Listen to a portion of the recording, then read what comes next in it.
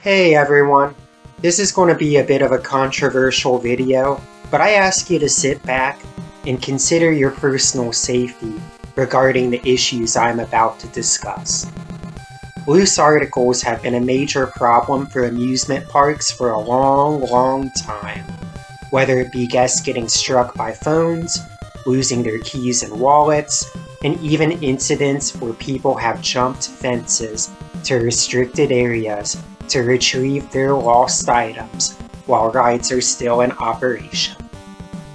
For those not yet in the know, we had an incident at Kings Island recently where a guest was struck by a train while attempting to find car keys he lost while riding the Banshee.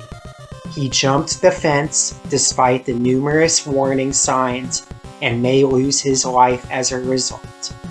This isn't the first time an accident like this has occurred, as Cedar Point's Raptor once decapitated a man who jumped its fence, seriously injuring several riders at the time.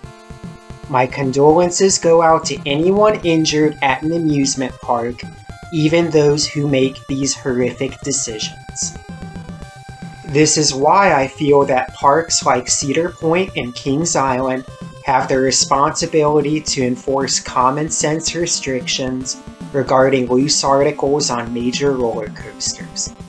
More and more frequently, guests attending amusement parks are getting injured because of the bad decisions others make regarding on-ride cell phone use, as well as taking personal belongings with them, only stored in open pockets where they can easily fly out.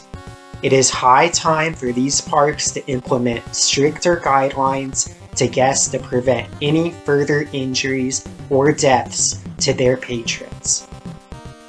It is my firm belief that parks should provide all guests, included with the cost of tickets and passes, a free locker in which they must store their valuables before they get in line for a major attraction. Renting a locker should be as easy as scanning your ticket or pass at a locker station, then retrieving your items afterward with a personalized code. This should be a movable system as well, so guests can do this easily as they go between different rides throughout the day. Parks can easily give the ops at the entrances to rides wands to detect phones and keys if they suspect guests aren't following the policies. They can then use cameras and CCTV systems in ride queues to check whether anyone was able to sneak a phone into the lines. Far too often, I have seen some idiot take their phone out on a lift hill for a selfie, and far too often, I have had phones fly past me on major roller coasters at these parks. An injury from a flying phone to the face could have several unforeseen consequences. You could have a concussion. You could lose an eye. You could break your nose. You could have your teeth broken in. This is not cool stuff, and an injury like that could completely change your attitude towards getting on a ride or attending a park at a future date. Not to mention the possibility of permanent scars or lasting complications. To everyone that wants to complain about not having your phone while in line, too bad. I don't care. I would prefer to enjoy my day and exit the park without bodily injury because of the poor decisions made by other guests. Most of you are able to visit these parks with friends, so you can chit-chat in line while you are waiting. Plus, a policy like this will have the effect of allowing ops to dispatch more trains faster, as people aren't screwing around with their phones or using bins to store their shit. Ops in the station also won't have to deal with frustrated guests when their stuff gets lost or stolen. Don't like waiting in line? Well, get a fast pass.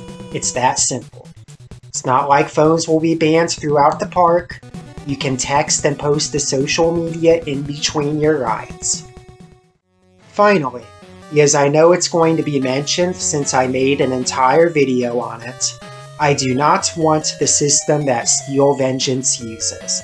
With its terrible queue design and inline lockers, metal detection can never seem to get guests through fast enough on that ride, which results in trains with empty rows being dispatched while guests are waiting over an hour in line. We need a system where all valuables are stored before entering the queue, where the employees stationed at ride entrances are enforcing the policies. I get this is a controversial subject, and I get the frustration that you may have with the stupid people out there that have brought us to this breaking point where it feels like all new rides have to metal detect. As a society, we often have to make our rules and regulations based off of the stunts the dumbest 1% of society pull. Often, these rules are written in the blood of their victims. If you feel a different solution is needed, feel free to voice your opinions. Sound off in the comments section, and thank you for your time watching the Coaster Serpent. Have a nice and safe day attending your local theme park.